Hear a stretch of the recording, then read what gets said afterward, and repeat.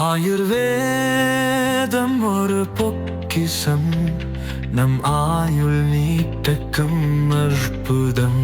Doctor Srivarma's. Tiruppur மாவட்டம் காங்கயம் அருகே அவிநாசிபாளையம் புத்தூரில் சாலையோரம் மர்மமாக கூட்டப்பட்ட மருத்துவ கழிவுகள் பொதுமக்களிடையே அதிர்ச்சியை ஏற்படுத்தியுள்ளது. அர்த்தநாரிபாளையம் காளிவளசு சாலையில் மூட்டைகள் கிடந்ததை சந்தேகத்துடன் பார்த்த பொதுமக்கள் அவற்றை திறந்து பார்த்தபோது தமிழக அரசின் முத்திரை பதித்த மருந்து பாட்டில்கள், காலாவதியான மாத்திரைகள், சிரஞ்சுகள் உள்ளிட்ட பெரிய அளவு மருத்துவ பொருட்கள் கிடந்தன.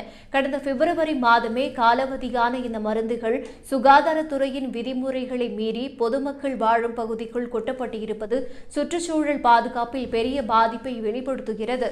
மருத்துவ கழிவுகளை சரியாக ஒப்படைத்து அழிக்காமல் மக்கள் நடமாட்டம் குறைந்த இரவு நேரங்களில் வெளிமாநில வெளி மாவட்ட வாகனங்கள் கொண்டு வந்து கொட்டுவது தினசரி பிரச்சனையாகிவிட்டதாக அப்பகுதி மக்கள் குற்றம் சாட்டினர். இதனால் நிலம், காற்று மாசுபாடு, பொதுமக்கள், கால்நடைகள் பெரிதும் பாதிக்கப்படுகின்றனர் என அவர்கள் தெரிவித்தனர். இந்த மருத்துவ கழிவுகள் எந்த மருத்துவமனை அல்லது மருந்தகத்திலிருந்து வந்தது என கண்டறிந்து கடுமையான நடவடிக்கை எடுக்க வேண்டும் என்று பொதுமக்கள் கோரிக்கை வைத்துள்ளனர்.